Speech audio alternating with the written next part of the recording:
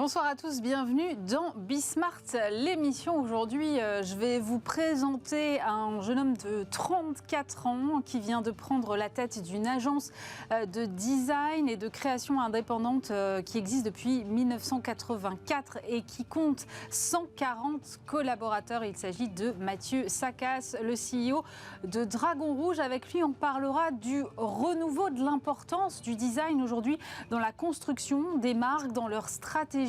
On essaiera de voir comment le design peut infuser jusqu'à la culture de l'entreprise, avoir des conséquences sur la marque employeur, sur la façon dont on pense aujourd'hui les produits et comment est-ce qu'il peut donner une sorte de permanence aux marques et à leur futur. On sera ensuite en compagnie de Charlotte Fessou, c'est la directrice générale adjointe de l'agence W et elle viendra désormais une fois par mois pour nous aider à comprendre ce vocabulaire parfois un petit peu obscur de la com. Aujourd'hui, elle a choisi le mot storytelling. Qu'est-ce que cela recouvre exactement? Est-ce que c'est juste un petit peu de vernis et une façon un peu, disons, fantaisiste de nous raconter les choses? Eh bien, pas tant que ça, nous dira Charlotte. Ce sera dans quelques instants. Et puis, on terminera avec une jeune entrepreneur incroyable. Elle a fondé post-Covid, il y a tout juste 2 ans, une entreprise de logistique. Elle s'est spécialisée dans la livraison du dernier kilomètre. Et ce qu'elle veut, elle,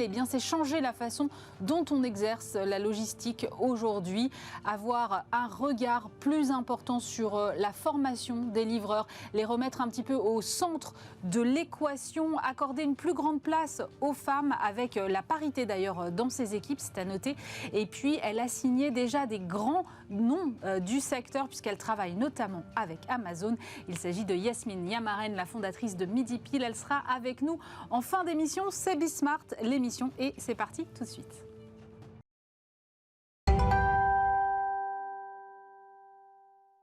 Et pour commencer cette émission, j'ai le plaisir d'accueillir Mathieu Sacas. Bonjour. Bonjour. Vous êtes le CEO de Dragon Rouge, une agence de design et d'innovation globale indépendante. Vous êtes vous-même expert en stratégie de marque. Mathieu, c'est vrai que ça fait quand même aller, 18 mois, 1 an que je parle régulièrement de design dans cette émission. J'ai le sentiment qu'il y a une sorte de nouvel âge d'or du design, enfin qu'en tout cas on s'y intéresse de plus en plus à nouveau. D'après vous, de quoi ça vient? Et peut-être qu'il faut aussi qu'on redéfinisse ensemble ce que c'est que le design exactement. Je pense qu'on s'intéresse beaucoup au design parce que le design est très en amont en fait des produits, des services, des réflexions sur les choses. Par rapport peut-être à la pensée ingénieure, il est beaucoup plus facile d'accès. Et le design, si je devais le résumer à ma manière, c'est la capacité à donner du sens aux choses et surtout à travailler les comportements et les usages. Et dans notre époque où il y a de pluralité d'usages, s'intéresser de manière très près à la manière dont les gens utilisent les choses, ça permet justement de valoriser le savoir-faire du designer. Mais jusque-là, le design était souvent relégué à son côté esthétique. Or, je comprends bien que c'est beaucoup plus large que ça. Oui, c'est une philosophie, c'est une pensée qui va s'atteler à donner du sens à la fonctionnalité des choses, à la manière dont on va appréhender les choses. Donc c'est très complexe d'accès parce que c'est très conceptuel de prime abord. Mais d'une certaine manière, nous, la manière dont on l'utilise, c'est donner du sens avec des mots, des images, des formes, des expériences. Et tout ça, c'est du design. Et le design, en ce sens-là, est-ce que chacune des marques peut se l'approprier, en avoir une utilité quelconque, peu importe le type de produit qu'elle vend? Alors, en effet, nous, avec le design, on est très en amont des sujets des entreprises et on va travailler les fondamentaux de la marque, de l'entreprise. On va fixer des choses qui vont être très pérennes dans le temps, qui vont s'étendre sur peut-être 10 ans et qui vont ensuite inspirer tout le fonctionnement de l'entreprise. Parce que quelquefois, même le design a un impact, la réflexion de design sur la marque a un impact sur tout le fonctionnement de l'entreprise.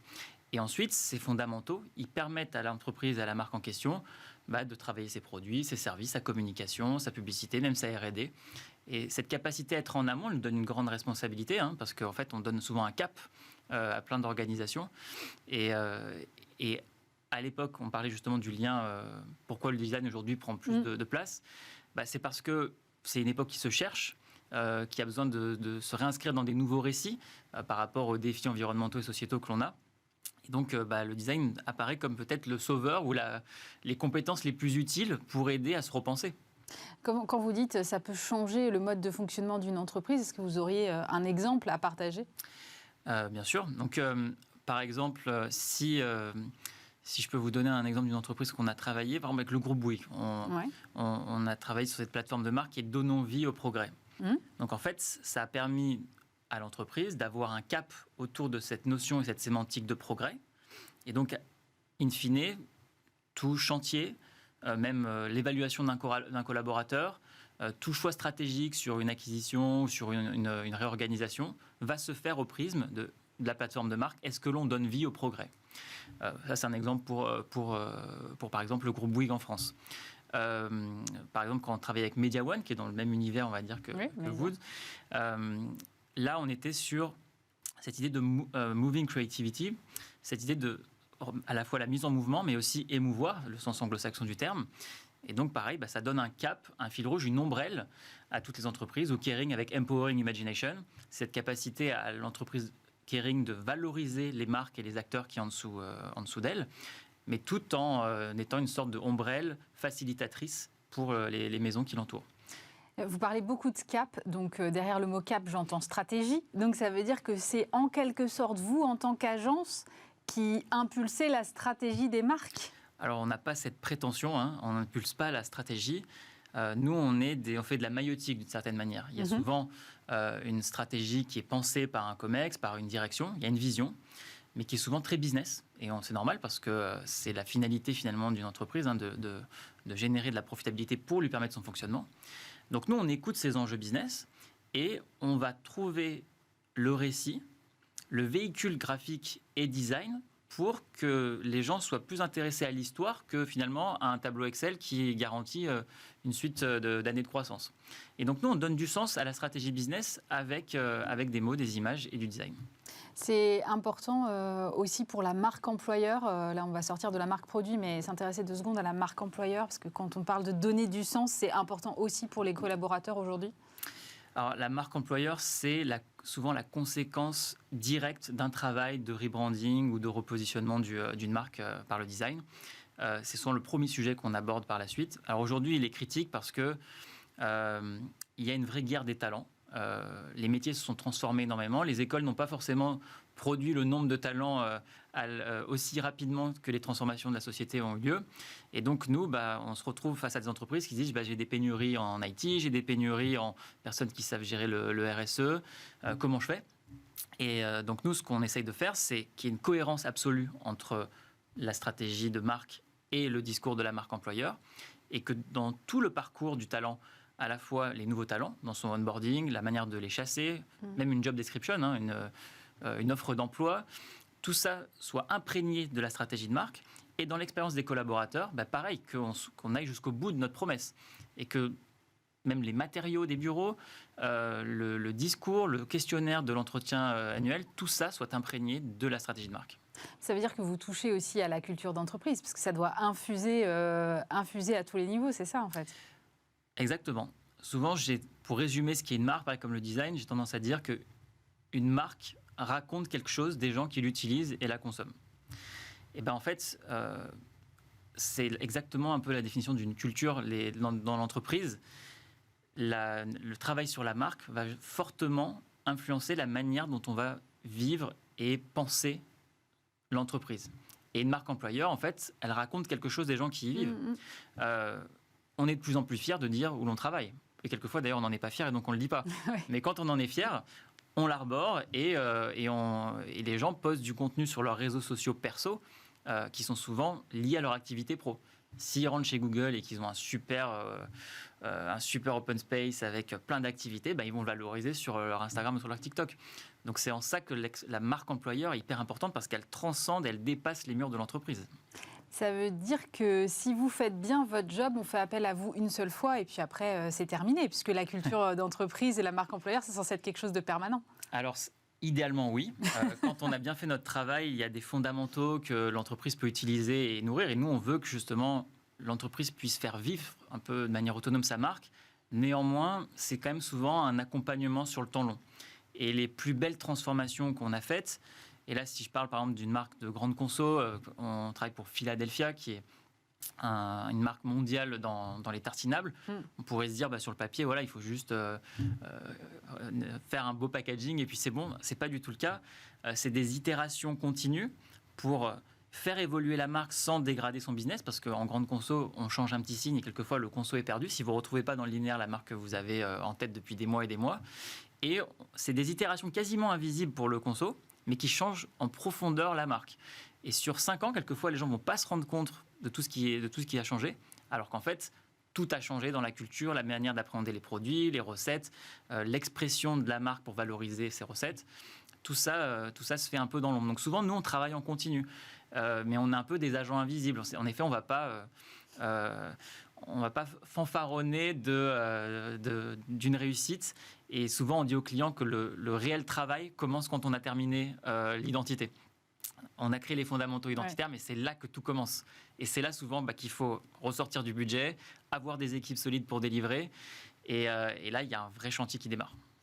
Vous parliez en début d'émission de changements et des changements auxquels les marques sont confrontées, et notamment sur les enjeux de transition écologique. Est-ce que le design peut jouer un rôle là-dedans ? Alors, énormément. En fait, il y a plein d'études. On a mis beaucoup de temps à savoir ce que l'on pouvait apporter sans être dans le bullshit. C'était vraiment pas du tout la volonté de l'agence. Donc, on est resté assez silencieux. Et puis, il y a quelques données. Il y a des études, notamment élaborées en septembre 2020, qui disent que 8 Français sur 10 ont vu que les entreprises étaient capables de gérer des grands sujets sociétaux, notamment pendant le Covid. 2 sur 3 ont confiance en elles pour changer les choses. Et malgré tout ce que l'on dit, il n'y a pas forcément une défiance vis-à-vis des entreprises et des marques. Et sûrement que c'est ces acteurs-là qui vont pouvoir faire changer les choses. Et nous, dans notre métier, en fait, si on prend un peu de recul, on a un pouvoir énorme. Parce qu'en fait, on façonne les codes de l'époque. On crée les imaginaires de l'époque avec des mots et des images que l'on va utiliser au quotidien. La manière même dont vous représentez, par exemple, quelqu'un qui conduit une voiture pour une publicité de voiture peut changer énormément de choses. Je vous donne un exemple. Si on montre un homme seul dans une voiture qui a 35 ans, dans la tête des gens, ça veut dire que, OK, pour être cool, il faut être seul dans sa voiture à 35 ans. Et ça, c'est quelque chose qu'il faut vraiment repenser. Il faut reconstruire les imaginaires pour adresser les enjeux écologiques et sociaux et sociétaux. Et donc, nous, on a pris conscience de ce pouvoir. Et notre travail, c'est de connecter des entreprises qui sont un peu désemparées face à ces enjeux parce qu'elles ne peuvent pas tuer leur activité d'un coup. Des startups ou des plus petites entreprises qui n'ont pas les ressources pour penser ces transformations de fond. Et des consos qui, eux, sont en attente parce que il y a plusieurs typologies évidemment d'attente, mais des consos qui en majorité quand même sont en attente de transformation sans vraiment savoir lesquelles. Et nous, ce qu'on fait, c'est qu'on connecte les deux. On connecte les deux et on aide les entreprises à changer la manière dont ils projettent l'imaginaire collectif avec leurs produits, leurs services. Et sur le temps long, on espère humblement avoir contribué à changer la manière dont on perçoit des notions telles que la sobriété, telles que la réussite, telles que la frugalité, tout ça. C'est un travail sur l'imaginaire, mais toujours au service de la performance de l'entreprise. Ça doit être créateur de valeur, in fine, quand même. Alors, complètement. Et c'est notre objectif à la fin. On va être jugé sur plein de choses, mais en effet, l'indicateur financier est clé. Néanmoins, la performance des entreprises ne s'apprécie plus seulement sur la performance financière. Bien sûr. Il y a des nouvelles notions qui commencent à être introduites, comme le dividende sociétal, qui peuvent apparaître comme quelque chose de farfelu aujourd'hui, mais qui, je pense, vont prendre beaucoup d'ampleur. Si les entreprises, de toute façon, qui ne se transforment pas, vont, selon moi, disparaître d'ici 5 à 10 ans. Pourquoi ? Ce n'est pas parce que je l'ai décidé. C'est parce qu'au niveau européen, en ce moment, il y a des dizaines et des dizaines de lois qui sont en train d'être façonnées et qui vont contraindre énormément les entreprises quant à la réflexion sur leur impact, sur toute leur chaîne de valeur, comment elles vont justement bien gérer leurs parties prenantes. Et si elles n'ont pas commencé maintenant à travailler sur ça, quand ça va arriver, elles vont être en retard. Ceux qui se seront nativement constitués sur ces lois-là vont prendre des avances concurrentielles énormes. Et là, il risque d'avoir un changement d'échiquier, dans l'échiquier des entreprises. Et donc nous, on les alerte sans non plus les faire céder à la panique, mais on dit attention, là, il y a quelque chose qui est en train de se passer. Il y a une accélération des transformations contraintes par le cadre légal européen, mais aussi par des consos qui sont très demandeurs. Et par rapport à ces deux variables, là, il faut que vous fassiez quelque chose. Et donc, il ne faut pas justement faire que de la cosmétique. Il faut peut-être sortir de l'obsession de la performance financière. Et sur le temps long, votre marque, qui est un actif très puissant dans le bilan d'une entreprise, va lui en ressortir grandi et valoriser votre entreprise in fine. Je crois que vous êtes présent dans 8 pays, il me semble. Exactement, bientôt 9. Bientôt 9. Ah, c'est quoi le prochain ? On développe pas mal la zone ibérique, donc on a déjà quelqu'un sur place. Et en effet, on est dans 8 pays et on essaye de couvrir le monde avec notre marque indépendante. Ouais. Et justement, vous avez les mêmes enjeux partout aujourd'hui, dans ces 8 pays, bientôt 9, ou est-ce que finalement ces enjeux sont très européens, comme vous venez de le dire ? Alors, chaque pays a vraiment des enjeux différents. Et je n'ai même pas envie de parler de pays, mais de zones géographiques. Chaque zone géographique a des enjeux différents. Il y a des grandes constantes. On fait des études conso, on rencontre des consos, on discute avec des consos quelquefois sur WhatsApp, même nous pour avoir, on va dire, une alimentation de stimuli et d'insights. À l'échelle du monde, il y a aujourd'hui des réflexions sur le partage de la valeur au global, sur l'égalité homme-femme, sur l'égalité des chances, sur la finitude de nos ressources de la planète. Ça, c'est partout. Néanmoins, l'intensité de ces notions dans les problèmes des entreprises est très différente selon les pays. L'Europe est en effet très en avance et on peut être fier de ça. Il y a en Europe une prise de conscience beaucoup plus partagée, généralisée, qui pousse les entreprises à réfléchir plus longuement là-dessus. Dans la partie plutôt US-Amérique, là, il y a cette prise de conscience, mais qui est fortement liée au business. Et c'est historiquement ce qui permet d'ailleurs souvent aux États-Unis d'aller assez vite dans leur transformation. En Amérique latine, c'est mitigé. Parce qu'évidemment, il y a un goût du consumérisme et finalement d'une idée peut-être qui peut nous apparaître, nous, Européens, un peu dépasser des choses, mais par contre, qui est quand même quand ils changent les choses, ils vont très vite. Et en fait, ils ont sauté des étapes que nous, on a mis du temps à digérer. Ouais. Et en Asie, et dans ces pays-là, la population est très jeune. Donc, elle est très demandeuse de choses, mais il y a beaucoup d'injonctions paradoxales entre des velléités très individuelles, de liberté individuelle, d'épanouissement, de richesse, de plaisir. Et en même temps, ils constatent, eux, beaucoup plus fortement que nous, quelquefois dans certains pays, les conséquences d'un consumérisme exacerbé. Comment vous faites, vous, en tant qu'agence française indépendante, pour vous imposer dans des zones géographiques aussi grandes et aussi différentes ? Il y a un savoir-faire français sur le design qui s'exporte bien aujourd'hui ? Complètement. Alors déjà, la première chose, c'est qu'on n'a jamais racheté de société en local. On a toujours construit avec des entrepreneurs locaux. Donc c'est plus long. Mais au moins, c'est des gens qui connaissent les zones dans lesquelles ils s'implantent. Et nous, on les aide, on transmet nos méthodologies, nos savoir-faire, notre philosophie design. Ensuite, en effet, il y a quelque chose dans l'école graphique française et même dans les sciences humaines françaises qui est très singulier et qui font que les agences, il y a une vraie French touch. Dans le top 5 mondial même de la publicité, il y a quand même 2 groupes français. Ouais. C'est Publicis. Exactement. Et donc nous, quand on arrive sur des marchés, oui, il y a une patte, il y a une manière d'appréhender les sujets, une capacité à prendre en compte des enjeux sociologiques, philosophiques. Ça, c'est vraiment l'école française. Et dans l'école graphique, il y a une expressivité qui est un peu comme dans la French touch, dans l'électro, dans le design, c'est un peu pareil. Et donc nous, ce qu'on croit, en tout cas, on espère que demain, ce soit quelque chose qui remonte un peu plus haut, même au niveau de l'État, qu'on en fasse une vraie filière d'export. Je pense qu'il y a un truc qui est vraiment pas du tout utilisé au niveau de la France aujourd'hui, c'est de créer une filière forte autour du design français, de commencer à le valoriser, d'investir là-dessus pour l'exporter et en faire quelque chose de très singulier pour notre pays. Vous avez une signature qui est We Create Momentum. Ça veut dire quoi concrètement ? Alors, c'est derrière le momentum, c'est au sens anglo-saxon du terme, c'est qu'on met en mouvement on explique qu'on met en mouvement les marques. Mm-hmm. C'est ce qu'on disait tout à l'heure. Si une marque qui ne bouge pas va inéluctablement perdre des parts de marché, voire peut-être disparaître. Ouais. Et donc nous, notre capable, c'est de la mettre en mouvement en l'alertant sur des changements de paradigme, sur des innovations des concurrents et en travaillant en continu sur la valorisation de celle-ci. Vous parlez d'industrie créative, vous êtes au cœur de ces industries créatives. Aujourd'hui, on parle beaucoup d'IA et de métavers et de technologie. Comment est-ce que vous regardez ce rapport entre la technologie et les créatifs? Est-ce que l'un est au détriment de l'autre ou est-ce que les deux sont finalement complémentaires? Alors c'est un super sujet. C'est un sujet qui m'a fait cogiter pendant mes vacances de Noël, pas mal. Ça allait très vite. Oui, ça allait très très vite. Ce qui s'est passé, c'est que, en tout cas nous, ce qui nous a alertés, c'est Google qui lance un code red qui est chez Google. En gros, quand Google lance un code red, c'est qu'ils ont identifié quelque chose qui peut les faire disparaître. Ouais. Et qui était lié à OpenAI. Donc on s'intéresse à OpenAI. Qui est derrière ChatGPT, entre autres. Qui détient, qui a créé ChatGPT et DALL-E. Et DALL-E, tout à fait, ouais.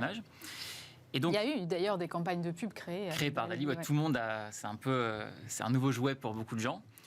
Donc avant de se dire, OK, il faut à tout prix qu'on utilise ChatGPT, on a regardé. On a dit, OK, comment ça fonctionne et passé l'engouement de la nouveauté, qu'est-ce qu'on en fait? Ce que l'on pense, c'est que l'IA ne va pas détruire nos métiers. Par contre, elle va fortement mettre en retrait ceux qui ne l'utilisent pas. Déjà, ça c'est un premier constat qu'on a posé. C'est-à-dire qu'il faudra faire avec ou pas du tout, quoi. Voilà. Quand on fait avec, qu'est-ce qu'on fait? On accélère des tâches qui avant étaient faites peut-être de manière manuelle, donc par exemple des benchmarks, de la pige visuelle, de la génération d'idées, de concepts, qui avant pouvaient peut-être bloquer du temps d'une personne, pourront être accélérés par l'IA qui, avec le machine learning, va considérablement s'améliorer. Oui. Donc on va accélérer. Et puis on va amplifier nos pouvoirs de création. Je vous donne un exemple. Si vous lancez un prompt qui est un ordre à l'IA pour l'aider à travailler sur quelque chose, sur par exemple ce que pourrait être, imaginons qu'on dit à l'IA de prendre ce plateau, de nous générer tous les deux comme des astronautes. Elle va nous sortir 200 visuels, on va la reconfigurer, elle va nous en sortir peut-être 100, et puis on va lui en dire fais-moi-en 400 où tu nous fais des coupes de cheveux incroyables. Et ça, elle va nous le faire en peut-être 20 minutes. Donc l'amplification du pouvoir du créatif est énorme. Alors que avant de faire ça, il devait passer beaucoup de temps sur Photoshop, le créatif, pour y arriver. J'imagine des heures. Il peut y arriver rapidement. Ouais. Après, il y a un vrai débat sur est-ce que l'IA génère des choses mieux que l'humain, ou en tout cas plus nouvelles que ce que le cerveau humain pourrait faire ou pas. La réalité, c'est que même l'humain ne crée pas des choses qui viennent d'une illumination. C'est une juxtaposition de stimuli qui ont maturé dans son cerveau et qui font qu'il sort quelque chose. Oui, tout à fait. L'IA, c'est un peu pareil. Par contre, coupler les deux, ça peut être intéressant. Et l'IA, là, elle est, on va dire, au stade zéro de ce qu'elle peut faire. On est très content de ce qu'elle sort, mais... On est au balbutiement, voilà. On va dire. Pensez à quand il y avait encore Lycos, Altavia pour les moteurs de recherche, quand Google est arrivé. Et le Google d'il y a 10 ans et le Google aujourd'hui, ça n'a plus rien à voir. Et on s'en est pas rendu compte. Et ben, ça va être pareil pour l'IA. Et vous l'utilisez, vous, alors? Oui. Après ces tests? On l'utilise, on commence. On a créé un groupe de travail là-dessus. Ça nous aide beaucoup sur la partie sémantique, sur les identités verbales, pour pouvoir, certes, aller plus vite, mais aussi peut-être aller sur des choses dont on n'a pas pensé. Par contre, on ne livrera jamais quelque chose qui sort de l'IA. C'est toujours vraiment raffiné et retravaillé après par le créatif ou le stratégiste dans l'agence. Et sur la partie visuelle, alors nous, on est sur un niveau, on va dire, de qualité tel que pour l'instant, l'IA ne nous apporte pas grand-chose, si ce n'est peut-être ouvrir nos chakras. Ça va nous apporter des choses sur la réalisation de chartes graphiques, sur des tâches très techniques, notamment au niveau aussi de la production, où là, avec le temps, on sent qu'on va pouvoir l'utiliser dans nos process, mais c'est encore les balbutiements. On est dans un contexte 2023 pour le moins compliqué, avec évidemment toujours des incertitudes et donc une espèce d'impermanence et de difficulté à se projeter, notamment du côté des annonceurs. Comment est-ce que vous allez faire pour rester pertinent en tant que communicant et designer en 2023 ? Je pense que ce qu'on disait au début, il faut vraiment revenir sur nos fondamentaux de designer et pas essayer de se diversifier à tout va sur peut-être des métiers dont on n'a pas l'expertise. Et on sent que sur notre métier de designer, là, on apporte une vraie plus-value aux marques dans ce contexte de transition. Ensuite, on se doit d'être, en tout cas c'est notre point de vue, très conscient de notre pouvoir et responsabilité quant à ce que l'on crée, compte tenu des transformations qu'il y a. Dans un contexte d'inflation, dans un contexte de crise plurielle, même géopolitique, économique, sociale, en fait, tout ce qu'on va créer pour les marques, on doit faire attention avec ça. On doit être attentionné dans la manière dont on va travailler les positionnements des produits et leur expression. Parce qu'il y a quand même autour de nous des gens qui se questionnent, qui souffrent quelquefois. Et nous, on est en contact direct avec eux, soit par les services que proposent les entreprises, soit par les produits qu'elles vont mettre dans les linéaires que vous allez consommer quand vous faites vos courses. Une dernière question, un tout petit peu plus personnelle. Vous avez pris la tête de l'agence il y a 4 mois. Vous êtes très jeune, on va dire votre âge. Vous avez bientôt 34 ans.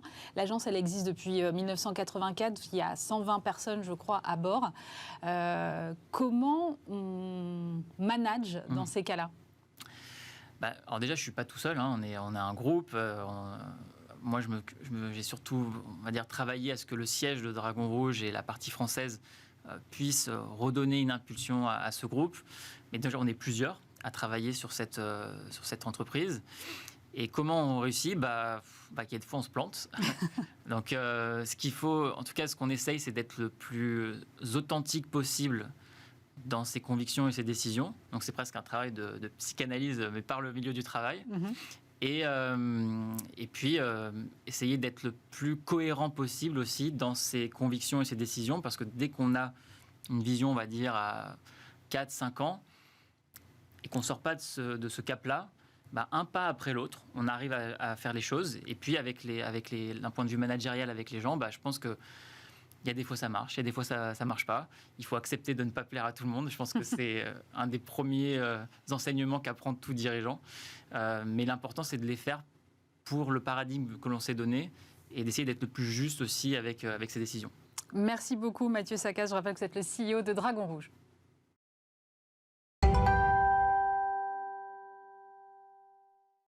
Tiens, et on va tester un nouveau truc. On va continuer à parler de communication et de design avec Charlotte Fessou. Bonjour Charlotte. Bonjour.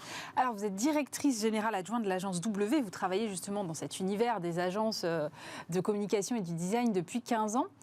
Et c'est vrai que, alors moi, ça fait quand même un paquet de temps aussi, je ne dirais pas combien, mais que je traite ces sujets. Et qu'à chaque fois, j'ai quand même un regard un peu effaré sur un certain vocabulaire que les néophytes ont quand même du mal à décrypter. Alors moi, j'ai évidemment, avec le travail quand même, je bosse un peu, j'arrive à comprendre des choses, mais parfois, il y en a encore qui m'échappent, je ne vous cache pas. Donc, j'aimerais bien, Charlotte, que vous m'aidiez un petit peu de façon régulière à comprendre ce vocabulaire et puis à faire partager cette compréhension des choses à nos téléspectateurs. Avec grand plaisir. Effectivement, c'est l'humble mission que j'essaie de me donner, c'est d'essayer de clarifier un petit peu les mots qu'on emploie dans le monde de la communication et du design. Ce qui est intéressant, c'est que notre mission à nous, agence de communication et de design, c'est justement de clarifier le plus possible les messages des entreprises vers leur public. Et finalement, les cordonniers les plus mal chaussés, on ne comprend pas forcément souvent. Donc c'est un problème qu'il faut réussir à régler. Oui, parce que très franchement, au fur et à mesure de mes interviews, je me rends compte que parfois, on a du vocabulaire qui est aussi obscur pour le néophyte que si on parlait de chirurgie cardiaque, vous voyez ? C'est vrai, on a notre propre jargon, c'est vraiment notre langage commun. C'est extrêmement important d'avoir un jargon quand on travaille sur une expertise parce que ça nous permet, nous, en tant qu'agence, de travailler plus vite, de raccourcir les process parce qu'on se comprend plus vite. Malgré tout, c'est un vrai problème parce que certains de nos clients ont l'impression qu'on est un petit peu élitiste, qu'on ne fait pas l'effort de s'adresser à eux de la bonne manière. Et donc, il va falloir qu'on règle ce problème. Vous avez tout à fait raison. Alors, c'est ce que vous proposez de faire avec moi un peu chaque mois. On va essayer de se fixer un petit horizon. C'est de rendre en fait le vocabulaire de la com audible et compréhensible par tous. Donc, ça y est, fini les feedbacks abscons, les roadmaps et les projets from scratch et autres vocabulaire, toujours un peu anglophone, il faut le rappeler. Effectivement, vous avez raison. On va essayer de clarifier au maximum ce wording qui va rester malgré tout dans nos habitudes. Mais en tout cas, vous aurez peut-être un peu plus de facilité de lecture de nos propos. Alors, on commence par quel mot aujourd'hui, Charlotte ? Alors, on a choisi le mot storytelling. Storytelling parce que je crois que c'est un des mots qu'on entend le plus dans nos réunions et dans nos différents échanges. Et on le met un petit peu à toutes les sauces. Et en même temps, c'est tout à fait normal puisque le storytelling, c'est la base de la communication et du design. Si on regarde regarde une traduction littérale dans le dictionnaire, le storytelling, c'est la narration d'histoire.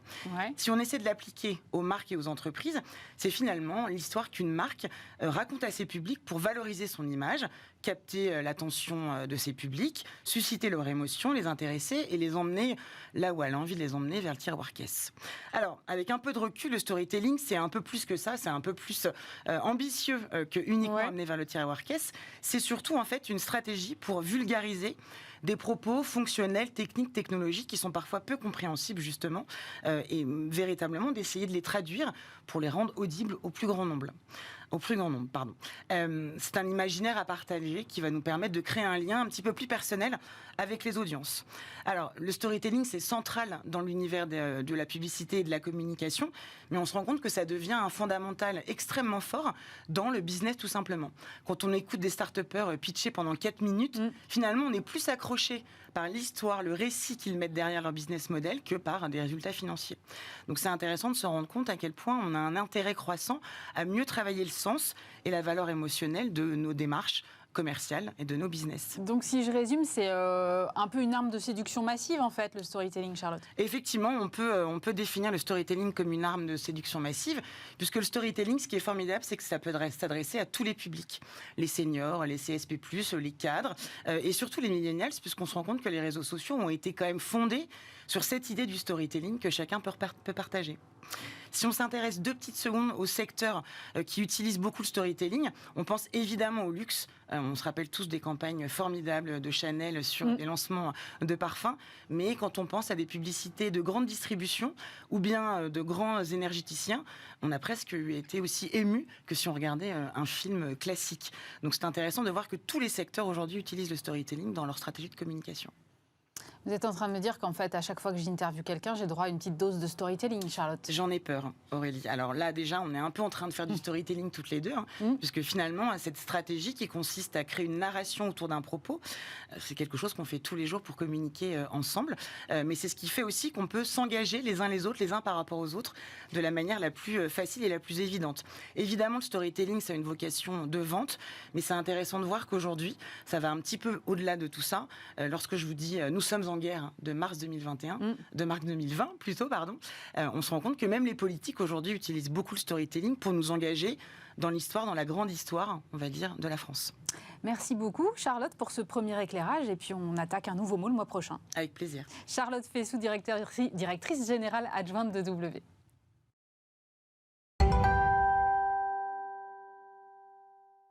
Et j'ai le plaisir de recevoir Yasmine Yamaren. Bonjour. Bonjour. Vous êtes fondatrice de Midipil. Alors, c'est une société de transport et de logistique spécialisée dans la gestion du tout dernier kilomètre. Vous l'avez fondée il y a 2 ans. C'est ça. La livraison du dernier kilomètre, c'est sans doute l'un des enjeux les plus compliqués en matière de logistique. Alors, qu'est-ce qui vous a motivé à vous attaquer à ce créneau ? Un vrai regard de consommatrice. Sincèrement, en plein Covid, à me faire livrer quotidiennement, forcément, comme beaucoup de Français. Et j'ai eu un regard assez critique en me disant que ce moment, je ne le trouvais pas forcément agréable. Et je voulais comprendre pourquoi, en fait. Et je me suis rendu compte que derrière ce pourquoi, il y avait beaucoup de choses qui se passaient et j'ai eu envie de chambouler tout ça. Mais alors moi je me fais les mêmes réflexions que vous dans ma cuisine ou quand je me fais livrer mes courses, mais pour autant j'ai pas fondé ma société de logistique, vous voyez, donc vous aviez une expérience, vous aviez envie d'entreprendre, qu'est-ce qui s'est passé ? Alors moi j'ai travaillé un peu moins de 10 ans en supply chain, alors pas du tout côté transport, mais la première fois de ma vie que je suis rentrée dans un entrepôt, j'ai eu un coup de cœur et en fait je me suis dit le consommateur est super content d'avoir son produit, mais il ne se rend pas compte qu'il y a un truc incroyable qui se passe avant. Et j'avais envie de faire partie de ça. Et 10 ans côté supply chain, côté plutôt financier, approvisionnement, je me suis rendu compte qu'en fait, il n'y avait pas de limite. Moi, je suis pour être autodidacte. Donc, je me suis dit, pourquoi pas moi ? Si les autres y arrivent, il n'y a pas de raison que moi, je me limite. Donc, je me suis dit, allez, go, on y va. Quel était le majeur problème que vous avez identifié ? Parce que vous me dites qu'il y avait plein de choses qui se passaient et qui n'allaient pas, finalement. Quel était ce majeur problème que vous avez identifié au départ ?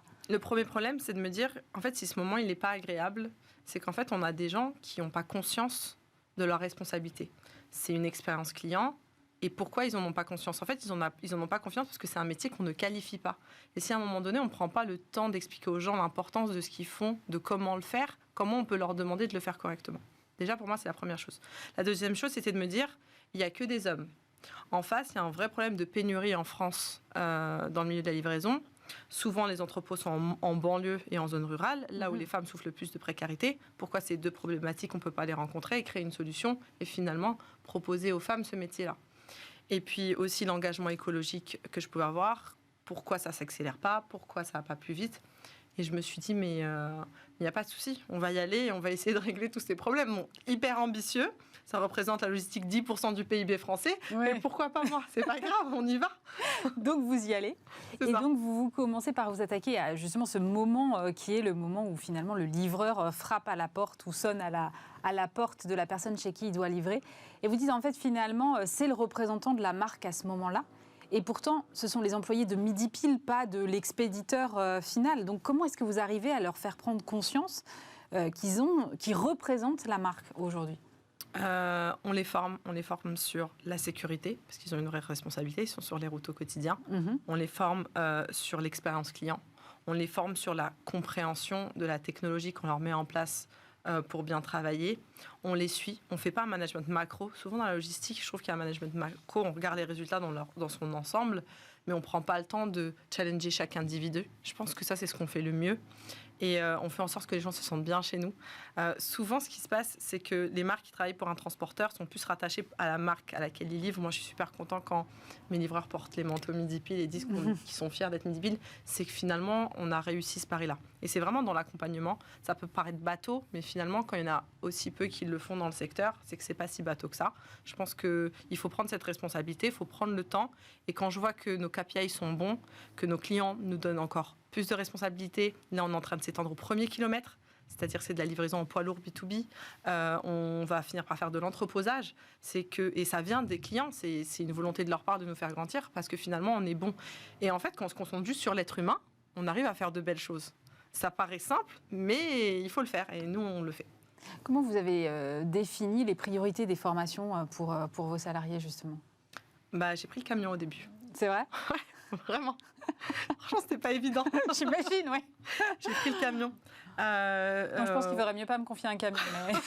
J'étais pas sereine au début.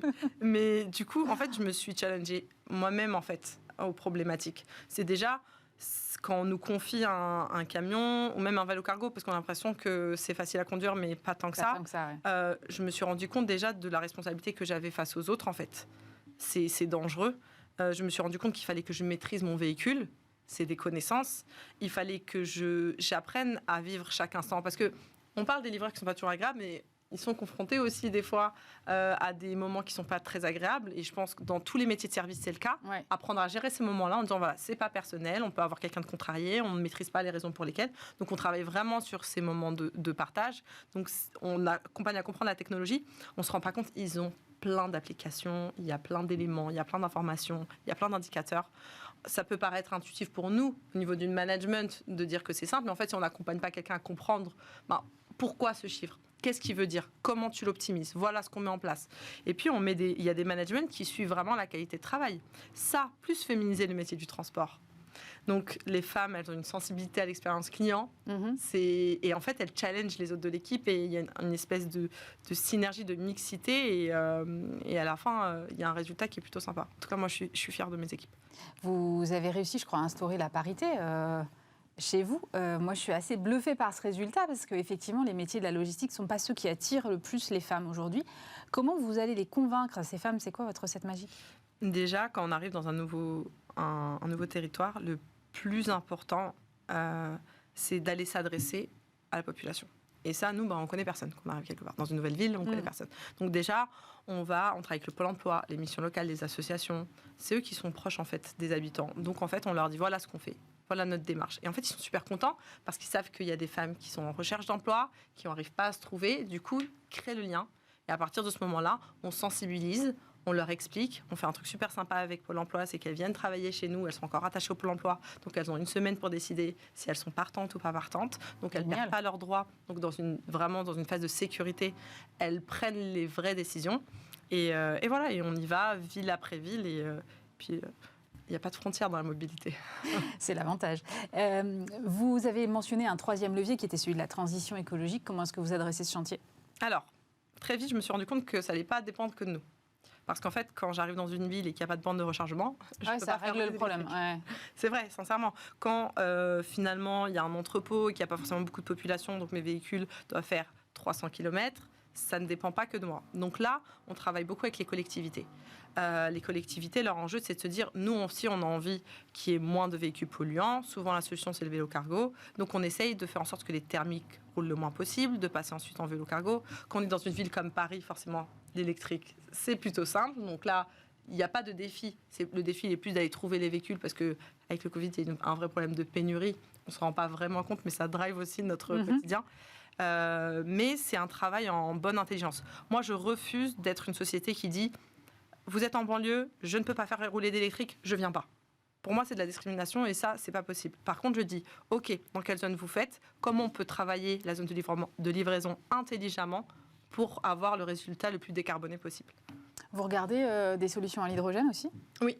Pour le coup, on s'adapte à tout, mais la réflexion, elle est globale. Ce qu'on pourra faire à Cergy, par exemple, qui est la ville dans laquelle j'ai grandi, donc j'ai un ancrage dans le 95 qui est émotionnel et qui est maintenant professionnel, on ne va pas avoir les mêmes enjeux que sur Bordeaux et en Gironde où on livre, où je n'ai pas les mêmes dispositions. Donc, que ça soit hydrogène, que ce soit le gaz naturel aussi, gaz naturel bio maintenant, on essaye vraiment de penser la chose de la manière la plus intelligente possible.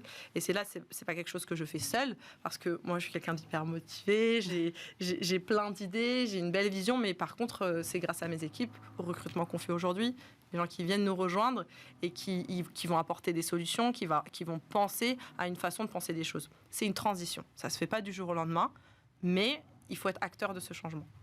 Vous êtes combien, là ? Vous parlez de recrutement et de vos équipes. Vous êtes combien chez Midi Pile ? Aujourd'hui, on est 140. 140 en 2 ans ? Oui, c'est ça. C'est une belle croissance, mais il y a encore plein de choses à faire, donc c'est que le début de l'histoire, je nous l'espère. Et du coup, vous en êtes tout de votre déploiement ? Vous avez parlé de Cergy, vous avez parlé de Bordeaux ? Oui, on est en Ile-de-France, on est sur Bordeaux, on est aussi en pleine levée de fonds. Forcément, ça va nous permettre d'accélérer. Aujourd'hui, j'arrive à un moment que je trouve frustrant, mais on me dit, mais Yasmine, c'est génial, où j'arrive pas à aller aussi vite que les demandes, parce que il y a plein de projets qui nécessitent des fonds, encore plus dans la logistique. Mais je suis ravie de voir que l'argent, on dit souvent qu'en ce moment, c'est assez compliqué de trouver les fonds, mais je me rends compte que quand le projet en vaut la peine, il y a des fonds, ça se trouve, et l'histoire elle va être belle, et avec un accompagnement financier, on va aller encore plus vite. C'est compliqué aussi de gérer l'hypercroissance. Vous êtes obligé de mettre des projets de côté, du coup ? Alors, j'ai recruté dernièrement une incroyable directrice des opérations. Directrice, j'ai bien dit. Et en fait, ce qui l'a le plus emballé, c'est quand on lui a dit, à un moment, on a ralenti pour bien tout cadrer, pour croître sereinement. Et ça a été la phrase qui l'a le plus emballé. Parce qu'elle a dit, c'est vrai que ces sociétés-là, qui sont juste dans l'appât du chiffre d'affaires, dans cette volonté juste de croire, mais qui ne se rendent pas compte que derrière, il y a des humains qui peuvent suffoquer parce qu'on va trop vite. Et en fait, c'est quand elle m'a dit ça que je me suis rendu compte que c'était sage, parce que souvent, quand on est entrepreneur, on n'est pas toujours très sage, parce qu'on court tout le temps, on ne prend pas le temps. Et c'est vrai que je suis contente de cette décision qu'on a prise. Ça n'empêche pas qu'on croit, mais en tout cas, on est en train de croître sereinement. Vous avez signé des gros clients, parmi lesquels le géant de la logistique Amazon. Comment vous avez fait ? Je ne sais pas. Pour le coup, je suis quelqu'un de très loyal, et ça a été notre premier gros client. Et franchement, je me souviens encore de ce coup de téléphone qui nous dit « c'est bon, c'est OK, on va y aller ». Et là, je me dis « mais incroyable ». Mais parce que les valeurs qu'on défend, je ne vois pas qui ça ne peut pas intéresser. Quand on met l'humain au premier plan, quand on a un engagement qui est sociétal fort, environnemental aussi, mais c'est vrai qu'environnemental, c'est dans la bouche de tout le monde. Et des fois, je suis un peu frustrée parce que tout le monde oublie qu'en fait, il y a des êtres humains derrière qui travaillent. Et OK, oui, arrêter de polluer, c'est bien, mais faire en sorte que les gens se sentent bien, je trouve que c'est tout aussi important. Et en fait, ils ont eu envie d'avancer avec une société qui avait ces valeurs-là. Et honnêtement, Amazon, aujourd'hui, on travaille vraiment main dans la main avec eux, et ils sont super contents du travail qu'on fait, et Paris gagné. Quel est le plus gros défi que vous ayez eu à relever depuis que vous avez créé Midi Pile ? Parce qu'on a l'impression, à vous entendre, que tout est facile. J'imagine que c'est un peu moins vrai en réalité. Recruter des femmes, sensibiliser les femmes. Vraiment, j'ai une équipe RH conséquente, plus que dans la moyenne du secteur, pour ce défi-là. Parce que il faut prendre le temps de créer du lien, de les rencontrer, de leur parler. Dans une entreprise, le temps, c'est de l'argent, mais ça vaut le coup. Franchement, je suis contente qu'on ait mis ça en place, mais c'est vrai que c'est pas si simple que ça. Au début de la croissance, c'est facile. Potentiellement, à un moment donné, sensibiliser les femmes, les premières à les convaincre, c'est plus simple que toutes celles qui vont suivre. Mais c'est pas grave. C'est pas parce que c'est difficile qu'il faut arrêter. En général, c'est parce que c'est difficile que ça vaut le coup. C'est ma conviction. Donc difficile me fait pas peur. On y va. Justement, vous êtes passé par les déterminés. Je crois que ça vous résume assez bien. Ça vous caractérise en tout cas assez bien, ce mot déterminé. Bismart est d'ailleurs partenaire des déterminés. Et donc j'ai vu un documentaire dans lequel je me suis rendu compte que vous étiez allé à New York dans une Learning Expedition. Qu'est-ce que vous retenez de cette expérience, Yasmine ? Alors, expérience incroyable avec les déterminés en partenariat avec la French Tech New York. En fait, les Américains ne fonctionnent pas comme les Français. Il y a du bon à prendre et puis il y a des choses que j'aime en France aussi. Ils n'ont pas de limites. Ils ne se mettent pas de barrières. Ils foncent tête baissée, c'est plutôt... Je suis comme ça, mais les Américains ont une vision globale. Ils voient le business comme un espèce de grand échiquier et c'est pour ça qu'ils sont très forts. Mais à côté de ça, je trouve qu'on a une richesse en France dans les entrepreneurs. C'est très... Là-bas, j'ai entendu le mot partout, tech. C'est hyper important. Un jour, j'ai dit, mais en fait, la vie, elle n'est pas faite juste que de téléphone. Derrière le téléphone, et même ce que vous achetez derrière, il y a une table, il y a un immeuble, on va au restaurant, on mange, on fait plein de choses, en fait. Et à un moment donné, la France donne aussi la parole à tous ces entrepreneurs. Donc, je trouve qu'on a une richesse dans la diversité de nos entrepreneurs qui est incroyable. Mais là-bas, ils ont une capacité, ils ont une vision, une capacité d'avancer, de foncer. Je suis rentrée encore plus déterminée. Je pense que le mot déterminé est très bien choisi. Donc, ça a été un voyage magnifique. J'ai été à la Maison Blanche. On a été accueillis de manière royale. Ils ont une dimension internationale qui est très forte aussi. Ils ne pensent pas juste frontières, États-Unis. Souvent, moi, je dis que la mobilité n'a pas de frontières, mais je le pense sincèrement. Et là-bas, je me suis nourrie de leur force et de leur envie de voir les choses en grand. Ça veut dire que vous avez des ambitions aux États-Unis ? J'ai des ambitions partout, pas qu'aux États-Unis. C'est vrai que je suis revenue là-bas en me disant, Yasmine, alors ? Je dis, alors, il y a l'Afrique, il y a l'Europe de l'Est. Et vraiment, je ne veux pas me cantonner qu'aux États-Unis. Je me dis qu'il y a déjà plein de choses à apporter dans l'écosystème qui nous entoure, même en Afrique. C'est un continent en plein de développement. Il y a plein de choses à mettre en place. L'Europe de l'Est, avec tous les pays qui sont mitoyens aussi. Donc, la seule chose que je sais, c'est qu'il n'y a pas de frontières. Du coup, vous allez y aller étape par étape, c'est ça l'idée ? C'est ça, étape par étape, mais c'est pas parce que c'est étape par étape que c'est forcément doucement. Mais c'est correctement. Vous avez mentionné une levée de fonds. Vous espérez la finaliser à quel horizon ? Cette année. Cette année. Et ce sera pour financer quoi ? Alors, nous, on a déjà la BNP qui nous accompagne et c'est un de nos piliers de notre croissance. Mais maintenant, c'est vrai que pour avoir un ancrage territorial rapide dans la logistique, c'est de l'immobilier. Donc, c'est financer des entrepôts. C'est financer aussi, même si on est déjà très bien accompagné par la BNP, c'est la flotte électrique. Ça veut dire que souvent, dans le transport, on a recours à ce qu'on appelle la location, le leasing, etc. Mais les véhicules électriques, ça reste quand même quelque chose qui est nouveau. En location, on prend souvent ce qui est plus vieux. Du coup, ça veut dire que c'est un investissement quand même qui est lourd. Et puis aussi, investir, recruter des gens. Ça coûte cher de recruter des gens. Oui, ça, je ne vous fais pas dire, surtout en ce moment. Donc, et puis, je pense qu'une croissance ne peut être faite qu'avec des compétences. Donc, et les compétences, c'est l'être humain. Donc les fonds serviront à ça. Sur ce sujet des compétences, c'est aussi un investissement, j'imagine. Est-ce que ces formations ont un coût et des répercussions sur vos prix ? Comment est-ce que vous gérez ça ? Alors, même si on est très bien accompagné par Pôle emploi, oui, ça a un coût. Mais en fait, il y a un énorme turnover dans le métier. On estime que dans les 45 premiers jours, il y a 30% de turnover. Dans les 45 premiers jours, 30% ? Voilà. Ah oui. Et en fait, c'est des chiffres que vous ne retrouvez pas partout, mais c'est des chiffres qu'il va y avoir en interne dans certaines entreprises. Et en fait, si à un moment donné, la richesse d'une entreprise, c'est les compétences et le savoir de ses salariés. Si les compétences et le savoir s'en va, ça fragilise une entreprise. Moi, tout le monde dit que tout le monde est remplaçable. Moi, je suis pas d'accord avec ça, parce que ça prend du temps de faire monter les gens en compétences. Donc oui, ça nous coûte plus d'argent de les former au début, parce que c'est de la co-conduite, donc ils sont recrutés, ils mettent plusieurs semaines à prendre la route. Mais par contre, à un moment donné, ils restent. Donc moins de turnover, donc des clients satisfaits. donc une croissance, donc du volume. Donc oui, ça a un coût, mais à un moment donné, c'est vraiment pour la pérennité de l'entreprise et la croissance. Donc aujourd'hui, on s'y retrouve largement. Vous avez mesuré, j'imagine, ce taux de turnover chez vous, il est inférieur de combien ? Il est inférieur à 10%. Ah oui. Oui, donc on passe de 30 à moins de 10 et on se rend compte que chez les femmes, il est inférieur à 5%. Inférieur à 5%. Oui, bah parce qu'en fait, elles ont tellement de mal, pour certaines d'entre elles, en tout cas qui nous rejoignent, à avoir trouvé leur voie, qu'elles sont tellement satisfaites. En fait, la mobilité, il y a un vrai sentiment de liberté.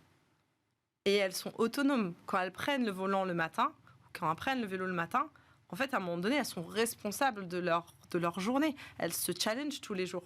Et je pense qu'il y a un vrai sentiment de fierté. Moi, je trouve que c'est un métier qui est tellement intense, tellement difficile. C'est magnifique ce qu'ils font au quotidien. On ne se rend pas compte, le volume qu'on leur demande de faire aussi rapidement. Vous n'êtes pas à la maison, on va livrer chez le voisin. Finalement, on va au point relais. Finalement, vous êtes en retard. Il y a des gens contents, des gens pas contents. Et toute la journée, c'est comme ça. Mais franchement, c'est des héros du quotidien. Moi, je suis admirative de mes équipes, vraiment. Où est-ce que vous voyez votre entreprise dans 5 ans ? Je la vois partout. Je la vois partout.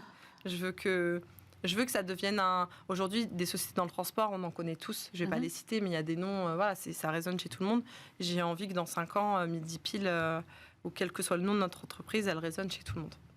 Comment ça, quel que soit le nom de votre entreprise, vous n'allez pas changer ? Vous allez vous faire racheter ? Non, C'est pas ça que racheter. vous êtes en train de me dire. Mais comme on s'internationalise, on est en train de penser à un nom qui sera compris de tous. Ah oui, vous pensez que vous avez vu trop franco-français au Aux début ? États-Unis, Voilà. Ouais, c'était compliqué. C'était compliqué. Et on a envie d'un nom qui résonne chez tout le monde. Merci beaucoup Yasmine Yamaren. Je rappelle que vous êtes la fondatrice de Midi Pile. C'est la fin de cette émission. Merci évidemment de nous avoir suivis. On se retrouve vendredi prochain. D'ici là, n'hésitez pas à revoir cette émission en replay sur le site de Bismart, bismart.fr, où vous pouvez également l'écouter en podcast sur toutes vos plateformes. Et puis lundi, vous retrouvez Stéphane Soumier, même lieu, même heure. Passez un très bon week-end sur Bismart.